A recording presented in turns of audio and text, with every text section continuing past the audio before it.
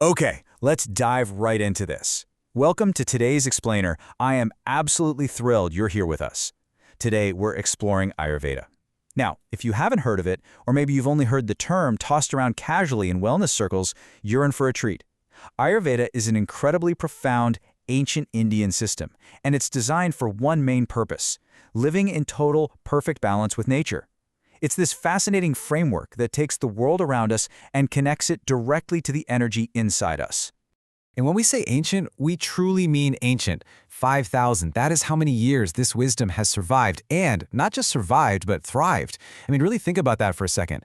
Long before modern medicine, long before trending internet diets came and went, this system was helping everyday people achieve incredible health, and they did it just by relying on super simple, natural dietary principles. Honestly, its longevity alone tells us there's something real here, something absolutely worth paying attention to. Now, before you panic and start thinking you need to memorize a giant textbook of ancient Sanskrit terms to get this, let me offer some relief. You do not need to be an expert to practice Ayurveda. The absolute best place to start is just by noticing how your body feels right in this very moment. Ask yourself, are you often cold and anxious? Or, on the flip side, do you lean toward feeling hot and irritable? Just paying attention to those basic physical and emotional cues is the first vital step in this whole practice. So here is the roadmap for our explainer today. 1. Ancient wisdom for modern health. 2. Meet the 3 doshas. 3. 7 rules of Ayurvedic eating. 4. Feeding your specific dosha. And finally, number 5, the ultimate golden rule. Let's kick things off with Section 1, Ancient Wisdom for Modern Health. So, the crucial point is that the absolute foundation of this entire system relies on balancing the body through one main pillar: food. But what exactly are we balancing? Well, Ayurveda teaches that every single person has a unique energy type, and that's known as a dosha. This energy is derived directly from the elements of nature. You, me, everyone, we all have 1 or 2 dominant doshas that essentially make up our physical and mental hardwiring. Eating the right foods is exactly what keeps your specific, unique energy in check. Moving right along to Section 2, meet the 3 doshas. And this brilliantly illustrates how those specific energy types break down. First up, we have Vata, which is governed by air and space.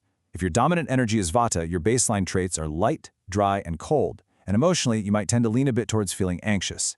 Next is Pitta, made of fire and water. Pitta energy is hot, sharp, and intense, which often leads to feeling irritable when things get out of balance. Finally, we have Kapha, rooted in earth and water. Kapha energy is heavy, slow, and steady. It makes you generally very calm, but maybe a little sluggish at times. Take a look at these traits. Which bucket do you naturally fall into? Let's jump into Section 3, 7 rules of Ayurvedic eating. Okay, imagine a perfect day of Ayurvedic eating. First, you're deliberately choosing fresh, seasonal, and ideally local foods over anything heavily processed. Then, you're cooking those meals warmly, because warm, moist, home-cooked food is just so much easier on the digestion than, say, a giant raw salad.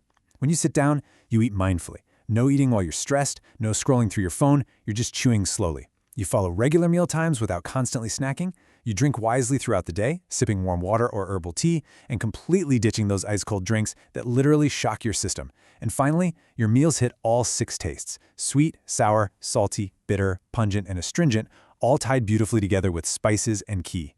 I really want to highlight rule number 4 about regular meal times, because honestly, this is a huge paradigm shift for a lot of us. Ayurveda recommends 3 main meals a day, but here's the kicker. Lunch should absolutely be your biggest meal. Why? Because the idea is that you're synced with nature. Your internal digestive fire actually mirrors the sun, so it peaks and is at its absolute strongest right around noon. And just to clarify rule number 7, let's talk about ghee and spices. Ghee is clarified butter, and it is highly celebrated in Ayurveda. It adds healthy fat, it adds unbelievable flavor, and it actively aids your digestion. When you pair that ghee with essential digestive spices, we're talking ginger, turmeric, cumin, fennel, coriander, you are literally turning your warm, home-cooked plate into a powerhouse of nutrition and balance. Let's move to Section 4, feeding your specific dosha, and see how this builds. Remember how we said it's all about balancing opposites? Well, if your dominant energy is Vata, your baseline traits are cold, dry, and maybe a bit scattered. Therefore, to balance those out, you absolutely must feed your body warm, moist, grounding foods. Think hearty soups, rich stews, cooked root vegetables, warm oats, maybe some warm milk with spices. The main takeaway for Vata, you want to explicitly avoid too many dry or raw items because that's just going to crank up that dry, cold energy even more. Now, if you are dominated by Pitta energy, your natural traits are hot, sharp, and intense. So, to balance that internal fire, you desperately need cooling foods. You should be reaching for sweet fruits like melons and pears, plenty of leafy greens, cucumber, and coconut, while keeping your spices pretty mild. For Pittas, it's incredibly important to strictly limit hot, spicy, sour, or heavily fried foods. Eating those is literally just throwing gasoline on your internal fire. And if your dominant energy is Kapha, your baseline traits are heavy, steady, and potentially sluggish. To counter all that heaviness, you need light, spicy, and stimulating foods to kind of wake everything up. Your ideal plate is going to feature bitter greens, legumes, apples, and spices with a real kick, like ginger and black pepper. If you're a Kapha, you are strongly advised to steer clear of heavy dairy, excess sweets, and fried foods that are only going to weigh you down further. Which brings us to our final stop, Section 5, the ultimate golden rule. Now, what's really interesting about this is how 5,000 years of complex wisdom can basically be distilled down into one simple sentence. Food is medicine when chosen with care. Ayurveda is ultimately about what works for you right now. You have to tune in and listen to your body. You have to eat with gratitude and joy. And look, if you're ever sitting there unsure about what your specific dosha is, don't sweat it. You don't have to guess. There's simple online quizzes all over the place, or you can always consult an Ayurvedic practitioner to help point you in the right direction. So as we wrap up this explainer, I want to leave you with this final, provocative question. What is your body asking for today? Are you feeling cold and really needing some warmth?